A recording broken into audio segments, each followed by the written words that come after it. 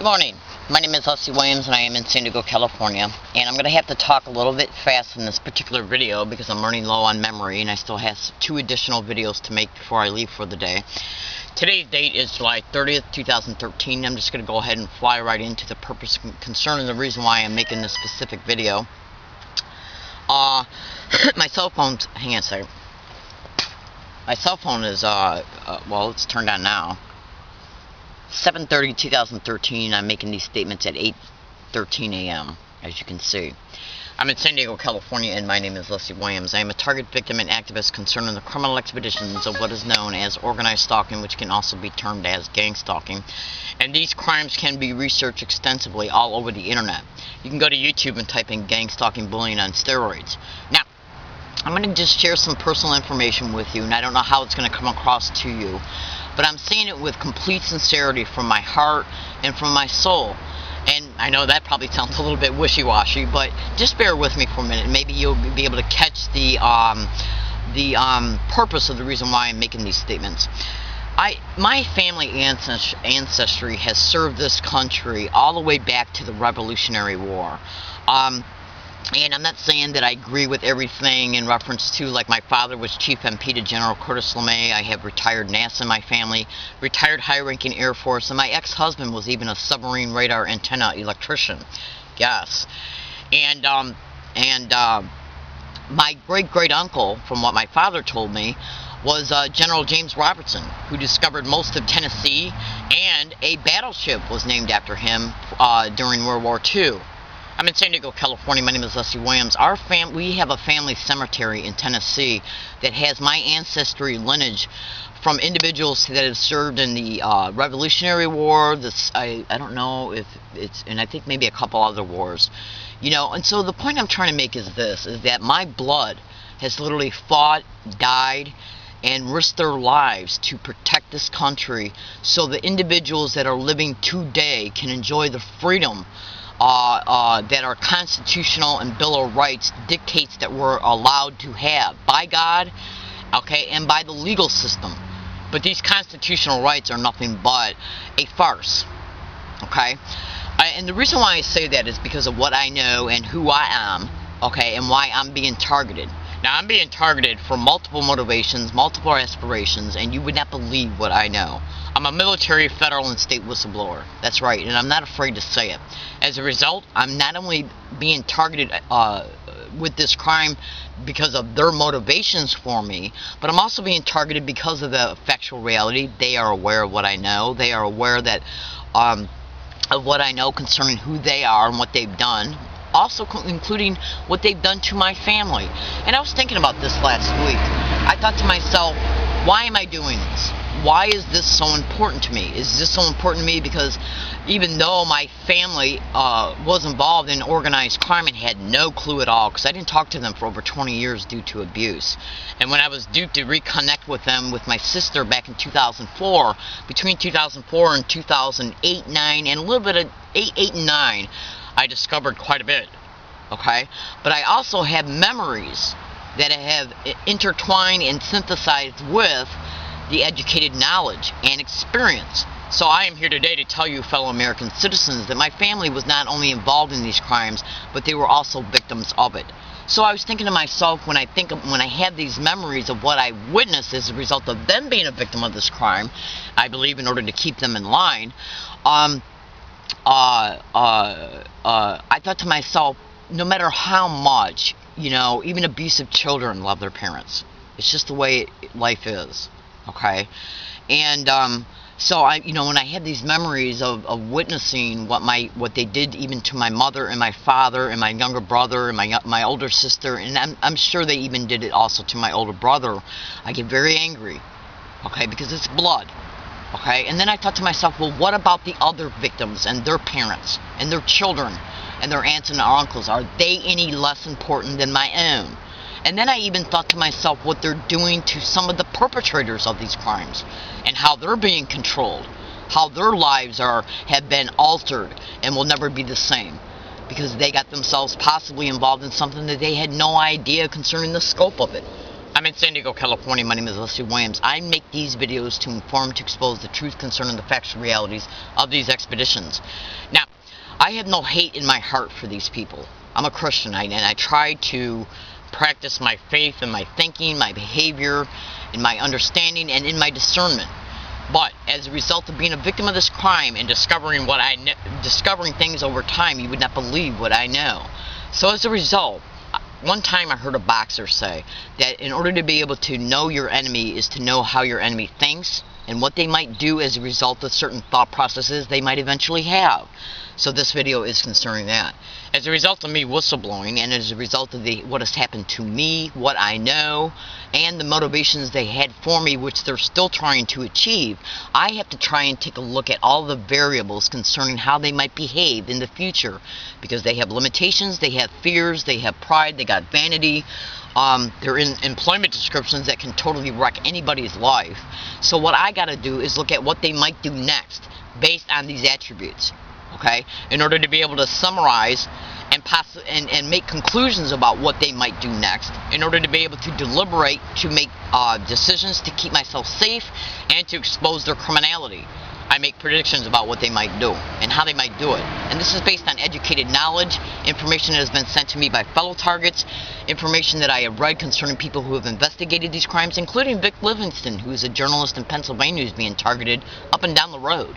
You would not believe what they're doing to him. Yes.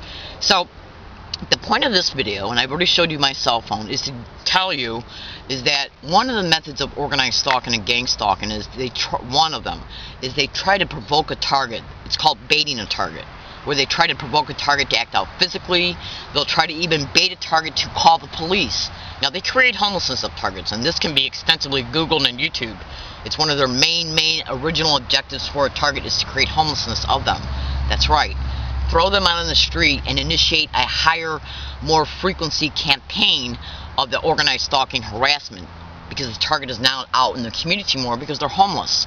That's right, including even when a target gets to a point where if they're lucky enough to afford a tent to hike, will they set up people 300 feet away from that target to engage in organized stalking harassment for the target to experience sensitization methods from a distance? And then would they use these same people, okay, to steal the target's property once they leave their hiking area, provoking the target, baiting the target to call the police. It's called anchoring, where they form an association in a target's mind that the individuals they set up 300 feet away from their hiking area have been solicited to engage in organized gang stalking harassment. Then after that has been anchored as a result of the experience of the harassment, what they then will do is use the same perpetrators to steal the target's property, baiting the target to call the police, because by then they've had enough. It's called accumulated stress, hate dissemination, where they're cultivating deliberately hate for the target to feel as a result of the harassment, that they make sure that the target understands is being done deliberately. That's right. Individuals that have been set up 300 feet away from my hiking area are saying gang stalking, gang stalk, gang stalker. Oh my God. That's right, they are. And I've experienced the same thing along all of my routes. Now, if any of my property gets stolen, they believe it because they did the same thing at UCSD. They basically harass me on a daily basis with people using physical gestures and direct conversation methods. And then after they did this on a non-stop escalated scale for over 45 days to 3 months, they then slashed my tires to bait me to call UCSD campus police. And after that was done, a certain thing happened at UCSD between me and campus police in order to make it appear they had a legitimate reason to ban me from their library. It was a bait campaign to bait me to open up about what had happened. Well, you know, what was going on. I open up about it. They act like they don't know nothing about it. As a result, they said they did research, found videos online, and discovered that I was taking video pictures in the library and banned me for it. They didn't care about the crime. They were looking for an excuse to ban me, and they slashed my tires to bait me to call them, because they figured by that time, after 3 months of harassment, slashing my tires would be the straw that broke the camel's back, to bait me to call the police, so they could become aware of who was sending them anonymous campus police reports about being gang stalked, even by the biomedical library staff. Yes. I'm in San Diego, California. My name is Leslie Williams, and these are part of the methods and tactics of organized stalking. So when you take educated knowledge and experience and you synthesize them together in order to create a holistic pictorial representation concerning their tactics and methods concerning baiting a target to call the police. And why would that be done? So the police can come out, the perpetrators will leave the scene or deny the crime. That's right. The police make a falsified police report about the target and then tell the target they have to move. So the perpetrators walk away from the crime, the police end up making a falsified police report, even offering a target services like a homeless shelter or social services. And those places that a target is steered to go to by them, gang stalking occurs at the target, at the places they're steered to go to. Now, you can go to YouTube and type in 2/20/13, learning disabled woman catches another gang stalker admitting sent to harass. You can also go to YouTube and type in learning disabled woman catches gang stalker admitting sent to harass. And you can also go to YouTube and type in learning disabled woman brutally assaulted on an MTS bus. And then MTS sent me an altered video of that assault. And that assault wasn't predicted 11 days before it occurred. Meticulously and thoroughly research every single thing that is in the description of that YouTube video. You'll see a blog's URL address that can be copied and or that you can either click on it or you can copy and paste the blog title at Google. Go into it, and once you open it up, you'll see an attached PDF link titled Assault 11. Click on it, and you'll see an email file that showed that I predicted that assault just 11 days before it occurred. And why won't the district attorney's office investigate the factual reality that I briefed the San Diego police many occasions through emails, online police reports, and physically that the MTS sent me an altered video? The district attorney's office was notified through email and by one USPS letter that the MTS sent me an altered video of that assault. Why are they not replying to emails? Why are they not investigating it is the question of the day. So in organized stalking, gang stalking expeditions, when they engage in these baiting tactics, one of their main methods is to provoke a target, to get the target to do something for them. Call the police. So when the police come out, they can act like, geez, we don't know what's going on, and you're telling us you're being gang stalked.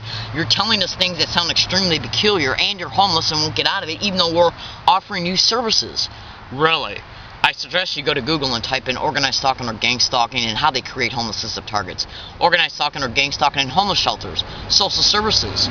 Yes. It's a bait and switch where they try to steer the direction of a target in reference to where they physically try to steer them to go to so they can be gang stalked in more isolated environments that they can influence, and then continue to make falsified police reports when a target complains about what's happening to them at the places they go to. That's why the homelessness is created to begin with. To physically steer the target to locations so falsified police reports can be made concerning the harassment that the target is factually experiencing. It's organized crime in the system.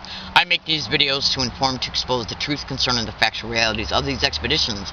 And I strongly suggest any perpetrator who's watching this video to be very careful, because I have developed strategies of my own. Understand, okay? Understand, I'm not a stupid woman. I am not stupid by any stretch of the means, okay? Understand, I have developed my own strategies to box you in and expose you for what you are, and to prove that you are involved in this campaign. And if you want to gaslight me to my face whenever I am in your presence, do not let me get your name, because this is now in the bone marrow of my existence to expose every single person and place that is involved in this organized stalking, gang stalking against me. And this includes businesses, universities, public libraries, any government building, and any government employee. I will never stop, ever, until you are exposed, ever. I suggest you listen to that statement. I'm in San Diego, California. My name is Leslie Williams, and I'm making this prediction right now. Thank you for listening, and have a nice day. And I just want to say, P.S., I do what I do mostly for the sake of my fellow targets who don't have the money to buy a video camera or a digital tape recorder to expose what's happening to them. And as a result, they're human trafficked. Yes, they're used as straw people. And by the way, let's look at all these children that were just caught and rescued in this human trafficking and sex trafficking ring. I just heard on the radio this morning that 60% of them were foster care children. Now, I have numerous audio files in my possession right now concerning the criminal expeditions in reference to gang stalking and how they set up group homes and how they're connected to foster care homes and social services.